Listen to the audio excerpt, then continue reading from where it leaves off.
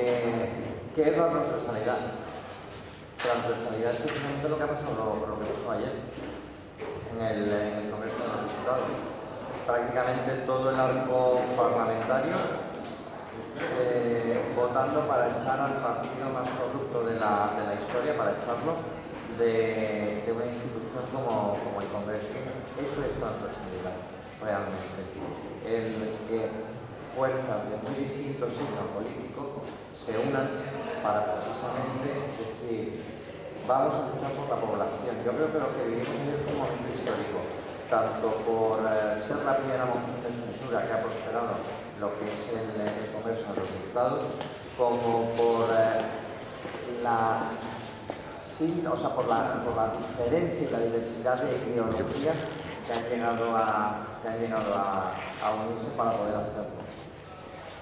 Decididamente, los municipios son los que deben de marcar el ritmo y el cambio de lo que tiene que ser esta transición. ¿Por qué?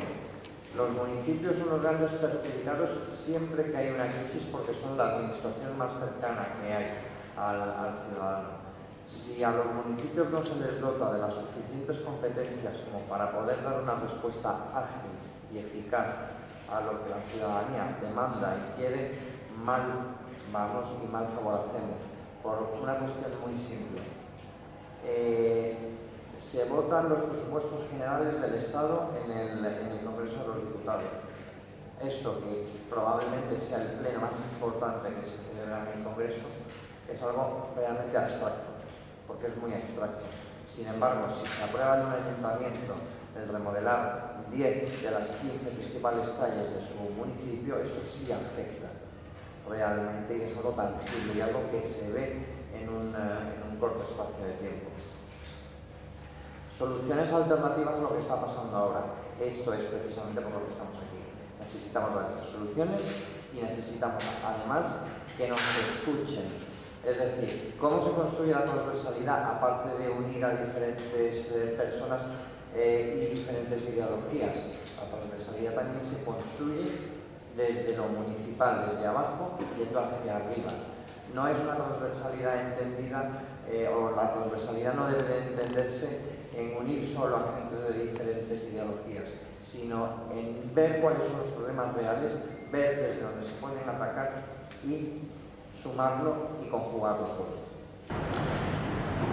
La decisión política de las administraciones ha sido siempre, desde que yo tengo uso de razón, ir mermando, ir exigiendo menos a los alumnos en general. Es decir, oye, tú no puedes suspender a tantos. Yo recuerdo cuando daba clases en octavo de GB, daba clases de lengua, llego y le daba un dictado, le daba lengua normal y corriente y le hacía dictados de la primera parte del Quijote. ¿Vale?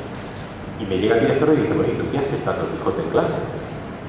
Y mira, sé que hay muchas palabras que están en desuso, pero yo hago un dictado, luego corrigen, ven las nuevas palabras según vuelvan. ¿Qué disparate es ese? Bueno, pues ahora tenemos que reverte con un Quijote adaptado para dar en la clase. Digo porque es el disparate. ¿Qué sucede?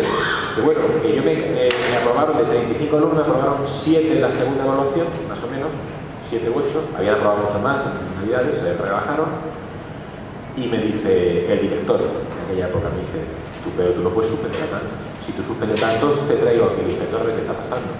Es decir, se presiona en la biblioteca al docente para que apruebe más o apruebe. El docente, no, pues yo te lo apruebo y ha habido muy buenas. Se ha bajado total y absolutamente el nivel educativo en muchos casos, que se va pasando, te apruebo. Incluso se ha legislado para que el alumno siga pasando y no tenga que repetir. Con lo cual el alumno sabe que va a pasar, le da igual lo que diga el profesor, y la enseñanza pública a nivel de primaria, en la mayoría de los casos, se ha convertido en la función social de aguantar al niño en clase mientras los padres están trabajando. Esa, lamentablemente, en muchos casos, es lo que se ha convertido en la enseñanza pública, por lo menos en Andalucía.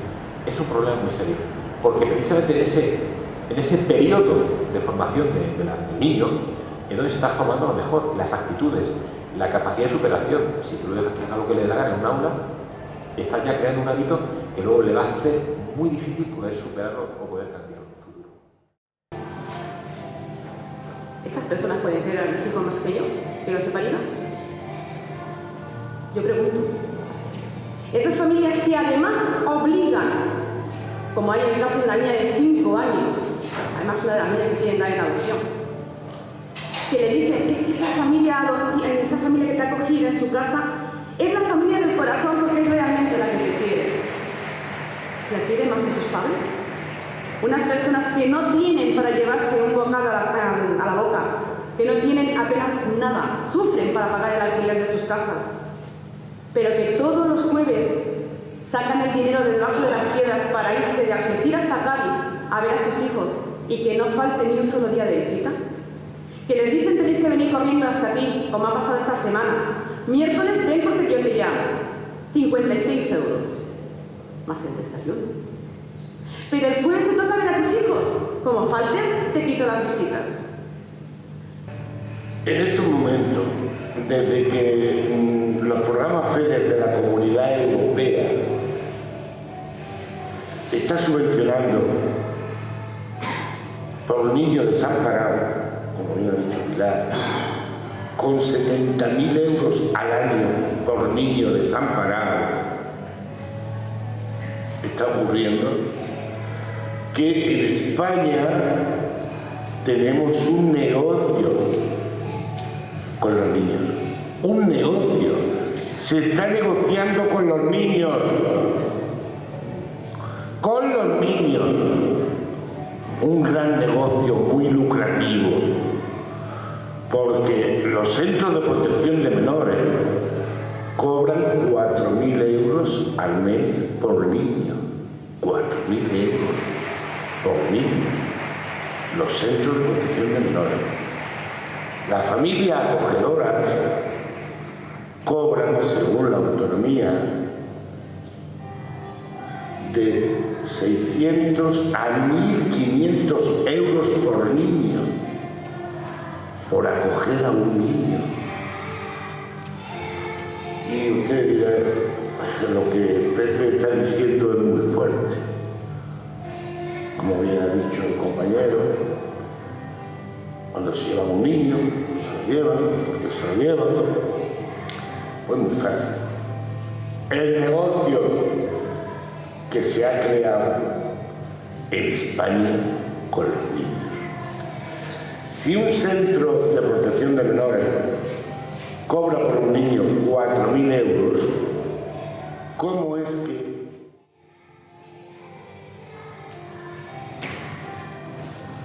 piden que ayuden a los menores y que den donativos para los menores y comidas caducadas que lo den al centro? También, como perfectamente sabéis, en el momento en que se redacta la Constitución se produce un fenómeno reivindicativo muy fuerte respecto de la necesaria descentralización, una descentralización que en aquel momento unos decían que tenía que ser política y otros decían que tenía que ser administrativa.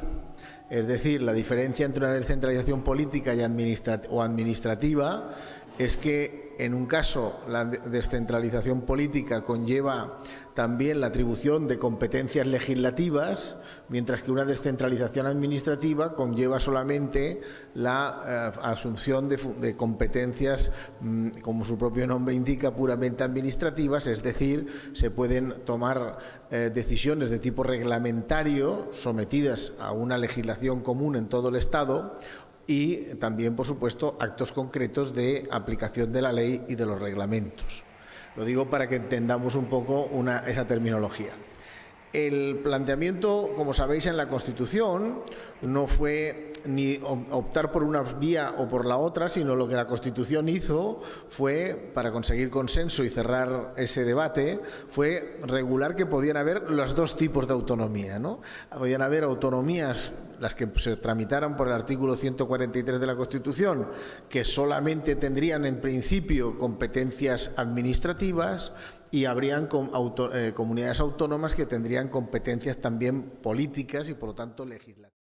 De un cambio en España que a mí me parece que es histórico.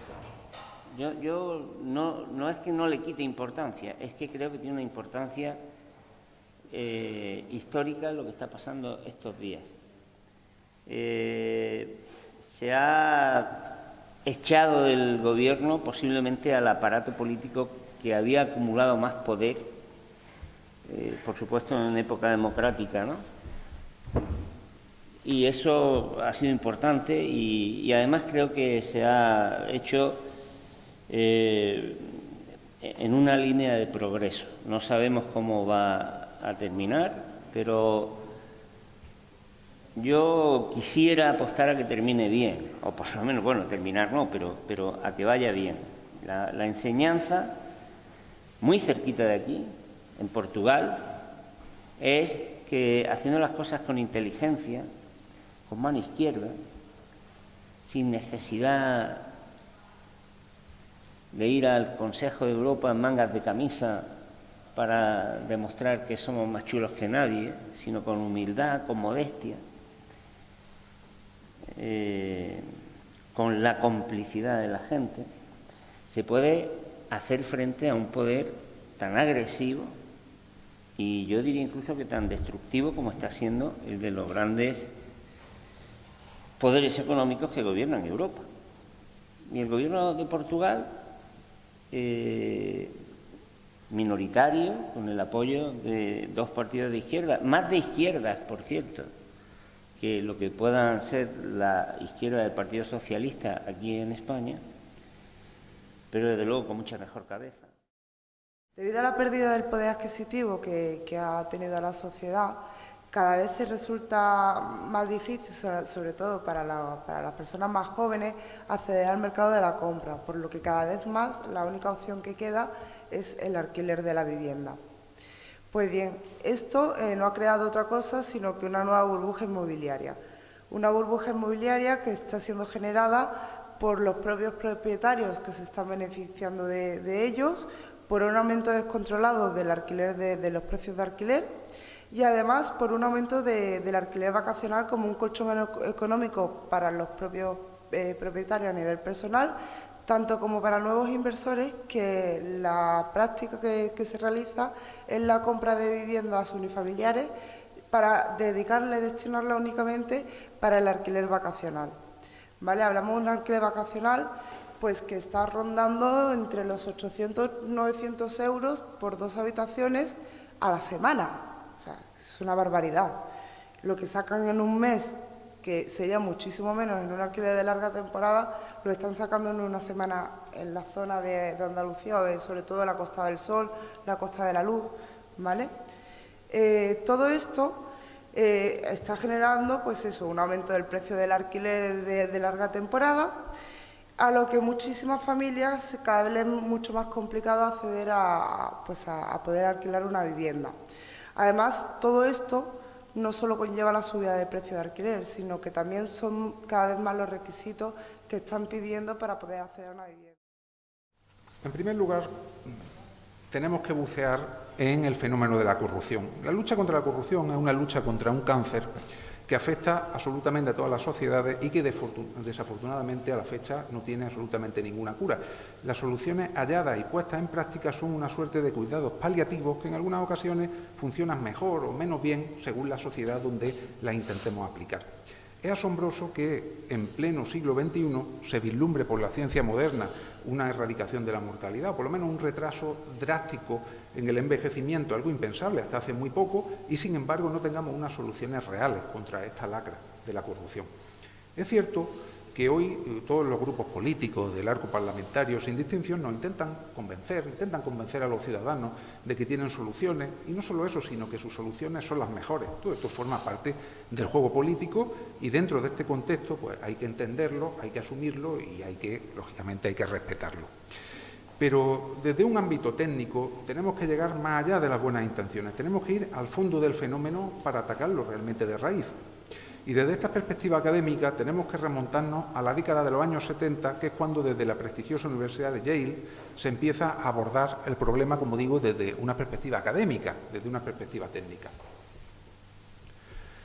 Tengan ustedes en cuenta que si casi medio siglo más tarde las mentes más brillantes de las universidades más prestigiosas del mundo no han conseguido a la fecha una vacuna contra la corrupción, más allá de los avances científicos dirigidos a su control, es decir, esto es parecido a la lucha contra el SIDA, contra el VIH.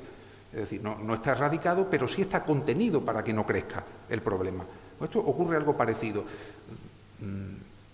Os quiero decir que hay que ser realista en esta lucha. Si no se ha conseguido una fórmula eficaz para erradicar esta lacra, está claro que no lo vamos a conseguir en España contra ideas políticas. Eso es algo evidente. Y partiendo de esas carencias y de esa humildad absolutamente necesaria, hay que trabajar como ciudadanos. Y es que la corrupción bebe de la propia debilidad humana. Y decía que la valorización trasciende el hecho de la mala planificación en la costa. La valorización ha supuesto también acabar con el sector primario y con el sector secundario en favor de un monocultivo, un único cultivo económico que sería el sector terciario, sería el sector turístico, sector servicios que le llamamos. En Mallorca había 3 líneas de tren en los años 50. Se practicaba la minería, se practicaba la agricultura, se practicaba la ganadería. Cuando se inicia el turismo, que se eligen por parte del régimen sitios estratégicos que están aislados geográficamente para que no contaminen al resto de España con aquellas cosas que podían traer. Es decir, que sabían que el turismo iniciaba en un feedback de cosas que vienen y que se aportan tanto el que viene de fuera como el que las recibe en el lugar. Y eligieron enclaves muy concretos. Mallorca, la Costa del Sol, que por la sierra que tiene detrás queda de algún modo aislado del resto. Suprimieron las líneas de tren. Quitaron las líneas de tren y los turistas llegaban al aeropuerto de Sant Joan, que ya existía por los nazis, lo habían utilizado para bombardear durante la Guerra Civil. Y entonces desde ese aeropuerto pues ya se iniciaba el periplo por la isla en coche.